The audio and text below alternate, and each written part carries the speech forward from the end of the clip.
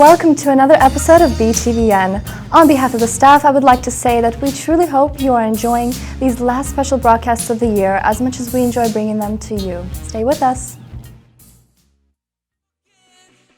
Broken down tonight.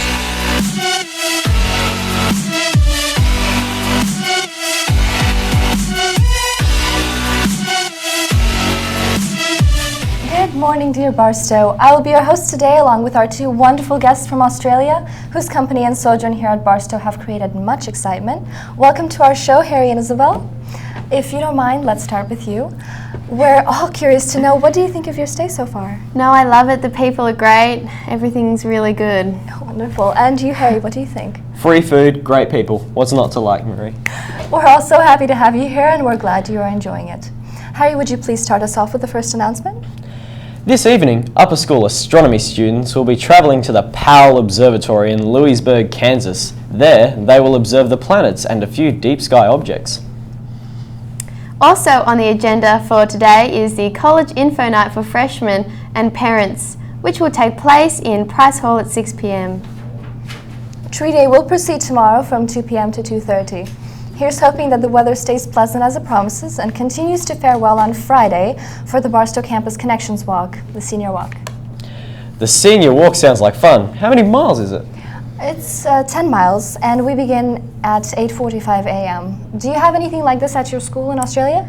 Actually, we do. We walk, the Year 12 seniors walk 50 miles in 24 hours. Yeah, and we do that for a charity each year. It's a good cause, yeah. Yes. Wow, incredible. What is your goal of the walk? Well, it's a way for us seniors to learn about Barstow history and to look ahead as we prepare to be alumni.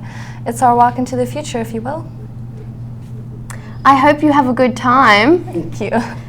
The end of the year is quickly approaching for all of us, and that means that your community service hours are due soon. If you have not yet completed your on-campus hours requirement, or even if you have, please consider helping the Development Office with boxing and carrying yearbooks. This is the utmost convenient opportunity as you can adjust the hours to fit into your free periods.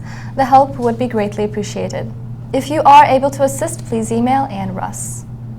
Make sure to catch the Pretenders play next Friday or Saturday night at 7 p.m.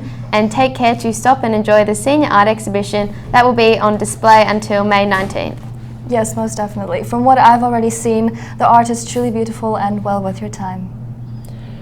Mr. Pepin's Mass Communications and Culture class has been studying the relationship between culture and the mass media. In particular, they've recently looked at the social impact of cell phone usage and video games. Let's have a look. Do you schedule face-to-face time with friends and families? How many conversations via text messaging do you have in a day? Can you delay responding to a text message? Having a cell phone completely changes an individual's social life. According to Ira Hyman, psychology professor at Western Washington University, many teens and young adults consider their phone to be part of their self-concept. Focusing on the phone demonstrates what is happening elsewhere is more important than the actual interaction. Logan! I'm not anti-technology, and I am aware of the iPhone just like the next gadget freak. But when my friend chooses to tap on his iPhone while we're out having dinner, I feel like I'm having dinner for three. Me, him, and the iPhone. Yes, having a phone around makes everything easier and makes it possible to communicate with others at any moment. However, we tend to consume a lot of time with our cell devices. So think about it. Phones can benefit and harm our lives.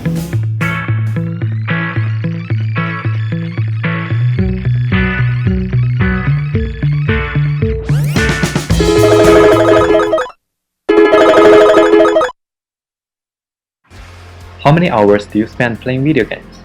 Flappy Bird, Crossfire, and Grand Theft Auto are games that we enjoy, known to be exciting but easily addicting.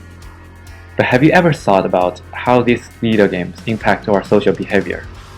First, these are your thoughts about video games. Why do homework when there's video games? Like, come on! I don't play video games myself, and I find it a bit disappointing when I see people, like my own kids, wasting time playing video games when they could be doing something much more productive or creative.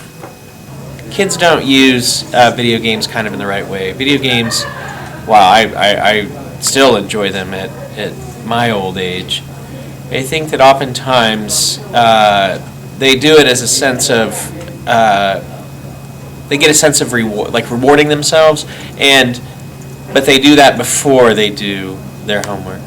I also think that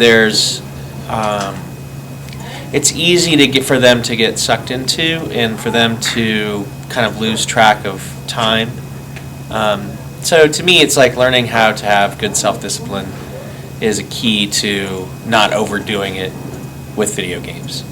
Most researchers state that aggression is the main drawback from playing video games. In some cases, violent games may prohibit teenagers' moral development. However, some professors and researchers state that video games actually do not harm people's behavior, as serious as some studies suggest. Video games again? Orange. But are they the most crucial points in the effect of violence? Henry Jenkins, PhD at University of Southern California, stated that according to an 2001 U.S. Surgeon General's report, the strongest risk factors for school shooting centered on mental stability and the quality of home life, not media exposure. The moral panic over violent video games is doubly harmful. It has led adult authorities to be more suspicious and hostile to many kids who already feel cut off from the system. This means, in a nutshell, that violent video games might be a cause, but not the most influential cause. It contributes to violence on people's behaviors.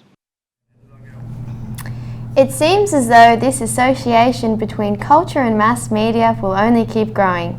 That was a great video. It sure was. Mr. Pepin's class would like to leave us with this quote from Steven Spielberg. Technology can be our best friend, and technology can also be the biggest party pooper of our lives. It interrupts our own story, interrupts our ability to have a thought or a daydream, to imagine something wonderful, because we're too busy bridging the walk from the cafeteria back to the office on the cell phone. Unfortunately, we have reached the end of our show, but I'm so delighted to have had you both host with me today. America! You stay classy, Barstow School, and thanks for having us. Our absolute pleasure. Have a most lovely day and enjoy the rest of the week, Barstow.